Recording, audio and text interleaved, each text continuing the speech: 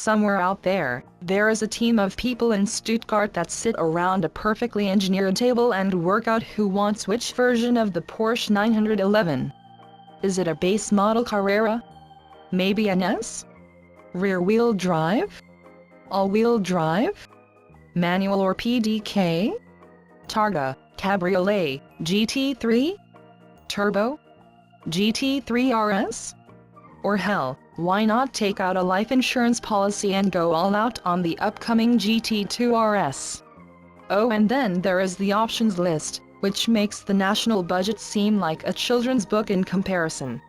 Thankfully, though, for those rather fortunate folks that are tasked with blessing the world with different variants of the 911, they have a history as rich to draw upon as the existence of the sports car itself.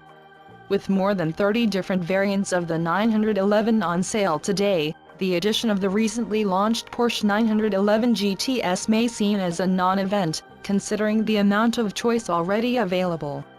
But actually, the $282,700-$320,400 GTS lineup is perhaps the sweetest spot in the entire 911 range and the only model that properly blends the elements of the brand's track-focused cars with daily usability.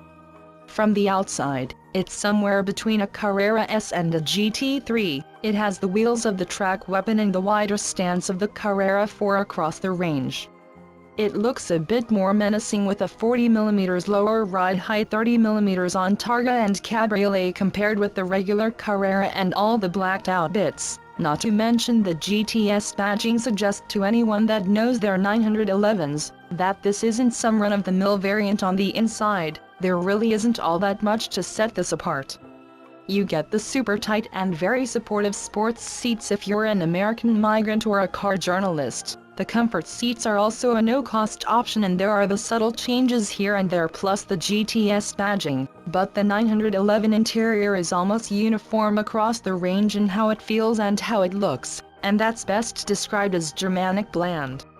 Sure, everything feels very well put together and there is no part of the interior in particular that needs changing, but the 991 Series 2's biggest update was a nicer screen with Apple CarPlay, and in general, the package might be starting to show its age as a whole when compared to the ultra-modern interiors offered by the likes of the new Audi R8. It does still have two somewhat usable back seats, and that is a huge benefit for those that may occasionally need it. Power it up, and the 3.0-liter six-cylinder unit barks to life. Yes, it's the same engine as the Carrera and the Carrera S, and yes, it's no longer naturally aspirated like the 991.1 GTS we reviewed, but it's not the same thing. With 331 kilowatts of power and 550 Nm of torque, the GTS has 22 kilowatts and 50 Nm more grunt than the S, bringing that deficit to the 911 Turbo down to 66 kilowatts and 150 Nm. This is achieved with new turbo units and injectors, so it's not just a software tune. Can you feel the difference to the Carrera S?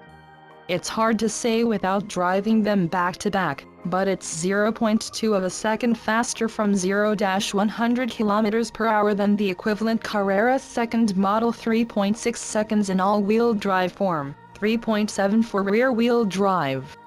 The weird thing about the 911 GTS is how it feels to drive at speed. Porsche generally underpromises and overdelivers on its power and acceleration figures, so when you read 3.6 seconds to a 100, it's likely to be lower than that.